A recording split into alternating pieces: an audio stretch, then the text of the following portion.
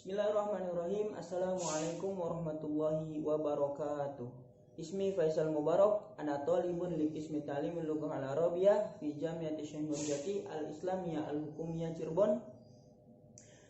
Pada kesempatan kali ini, kami dari kelompok 1 akan membahas tentang ilmu lughah an-nafsi, yakni pengertian, tujuan, urgensi, dan kegunaan dari ilmu lughah an-nafsi.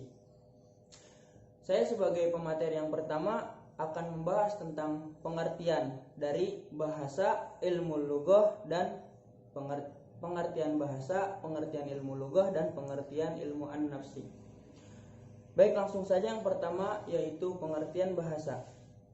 Ibnu Khaldun mendefinisikan dalam bukunya Al-Muqaddimah halaman 1522 bahwasannya bahasa itu melekat dalam lisan, begitu juga tulisan melekat pada tangan, seperti yang tergambarkan bahwa penulisan itu termasuk pada beberapa pekerjaan manusia, yaitu penulisan dan pengharkatan huruf yang menunjukkan pada kalimat yang didengar yang tertuju pada dirinya. Bahasa merupakan satu ungkapan yang mengandung maksud untuk menyampaikan sesuatu kepada orang lain. Suatu yang dimaksudkan oleh pembicara bisa dipahami dan dimengerti oleh pendengar atau lawan bicara melalui bahasa yang diungkapkan. Jadi bahasa adalah suatu ungkapan yang mengandung maksud di dalam menyampaikannya kepada orang lain. Apabila si pembicara itu menyampaikan suatu maksud, maka dapat dimengerti oleh si penerimanya, yakni pendengar atau lawan bicaranya, melalui bahasa yang diungkapkannya. Selanjutnya, Cair dan Agustina mengungkapkan bahwa fungsi utama bahasa adalah sebagai alat komunikasi. Hal ini sejalan dengan Suparno yang menyatakan bahwa fungsi umum bahasa adalah sebagai alat komunikasi sosial. Oke, selanjutnya pengertian ilmu lughah atau linguistik. Linguistik atau ilmu bahasa adalah ilmu yang mempelajari tentang bahasa, bergantung pada sudut pandang dan pendekatan seorang peneliti. Linguistik seringkali digolongkan ke dalam ilmu kognitif, psikologi, dan antropologi. Dan yang terakhir, tentang pengertian ilmu an-nafsi. Ilmu an-nafsi atau psikologi adalah salah satu bidang ilmu pengetahuan dan ilmu terapan yang mempelajari tentang perilaku, fungsi mental, dan proses mental manusia menjadi prosedur ilmiah.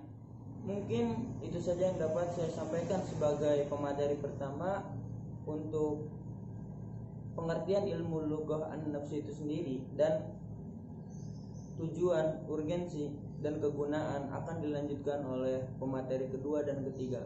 Kurang lebihnya mohon maaf. Billahi taufiq wal hidayah. Wassalamualaikum warahmatullahi wabarakatuh. Bismillahirrahmanirrahim. Saya akan melanjutkan materi mengenai ilmu lughah an-nafsi. Psikologi berasal dari bahasa Inggris, yaitu psychology. Kata psychology ini berasal dari bahasa Yunani, dari akar kata psyche yang berarti jiwa dan logos yang berarti ilmu. Jadi secara etimologi, psikologi bisa dikatakan dengan ilmu jiwa. Sedangkan linguistik yaitu ilmu tentang bahasa dengan karakteristiknya. Bahasa sendiri dipakai oleh manusia baik dalam berbicara maupun menulis, dan dipahami oleh manusia baik dalam menyimak ataupun membaca. Berdasarkan pengertian psikologi dan linguistik pada uraian sebelumnya, dapat disimpulkan bahwa psikolinguistik yaitu ilmu yang mempelajari perilaku berbahasa, baik perilaku yang tampak maupun perilaku yang tidak tampak. Sekarang kita lanjutkan, yaitu mengenai beberapa definisi psikolinguistik menurut para ahli. Yang pertama yaitu menurut Harley dalam Jaryo Wijoyo 2003, yang berpendapat bahwa psikolinguistik adalah studi tentang proses mental-mental dalam pemakaian bahasa. Sebelum menggunakan bahasa, seseorang pemakai bahasa terlebih dahulu memperoleh bahasa.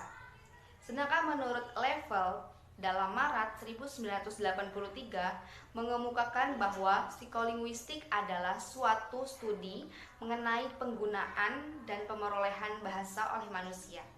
Sedangkan menurut Emon Bach dalam Tarigan 1983 mengemukakan bahwa psikolinguistik adalah suatu ilmu yang meneliti bagaimana sebenarnya para pembicara atau pemakai bahasa itu membentuk atau membangun kalimat-kalimat bahasa tersebut. Sedangkan menurut Slobin dalam HR 2003 mengemukakan bahwa psikolinguistik adalah mencoba menguraikan proses-proses psikologi yang berlangsung jika seseorang mengucapkan kalimat-kalimat yang didengarnya pada waktu berkomunikasi dan bagaimana kemampuan bahasa diperoleh oleh manusia. Dari berbagai uraian yang tadi sudah kita bahas, kita simpulkan bahwa psikolinguistik yaitu gambaran mengenai studi ilmu interdisipliner dalam kajian linguistik yang mempelajari penggunaan dan proses terjadinya bahasa oleh manusia yang diperoleh dari proses memproduksi dan memahami ujaran antara pikiran dan tubuh manusia. Nah, sekarang kita lanjut yaitu mengenai tujuan ilmu lughoh an-nafsi. Apa sih tujuan dari ilmu lughoh an-nafsi ini? Adapun tujuannya yaitu untuk membantu menyelesaikan permasalahan kompleks manusia dalam pembelajaran berbahasa. Karena selain berkenaan dengan masalah berbahasa, juga berkenaan dengan kegiatan berbahasa. Sedangkan kegiatan berbahasa itu bukan hanya berlangsung secara mekanistik, tetapi juga berlangsung secara mentalistik. Ya, jadi bukan hanya berlangsung secara mekanistik, tapi juga mental. Artinya, kegiatan berbahasa itu berkaitan juga dengan proses atau kegiatan mental. Oleh karena itu, dalam kaitannya dengan pembelajaran bahasa, studi linguistik ini perlu dilengkapi dengan studi antardisiplin antara psikologi dan linguistik yang lazim disebut psikolinguistik.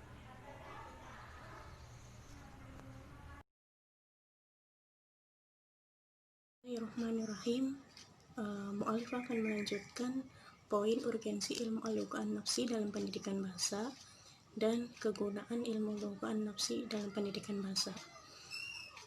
Kita menuju ke urgensi ilmu lugha an-nafsi dalam pendidikan bahasa. Di dalam PPT yang kelompok 1 dibuat terdapat urgensi ilmu lugha an-nafsi dalam pendidikan bahasa.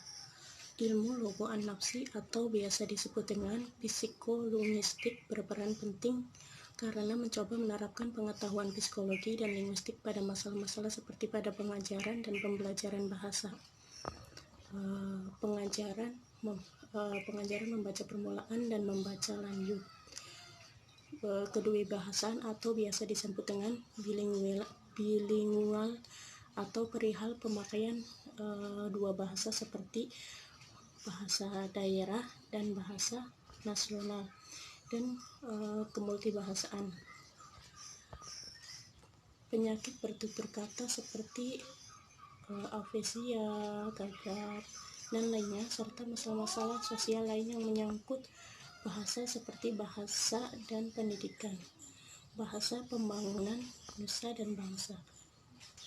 Dilanjut dengan poin kegunaan ilmu lugha an-nafsi dalam pendidikan bahasa itu ada dua. Yang pertama, menyelesaikan permasalahan manusia dalam mempelajari bahasa, karena selain berkaitan dengan masalah berbahasa juga berkenaan dengan kegiatan berbahasa. Kemudian kegunaan yang kedua itu menjelaskan bahasa secara psikologi dan linguistik. Dalam hal ini psikolinguistik menemukan bahasa yang masih dalam ranah linguistik dan menjabarkan proses psikologi yang berlangsung saat individu mendengar lalu mengucapkan kalimat-kalimat yang didengarnya.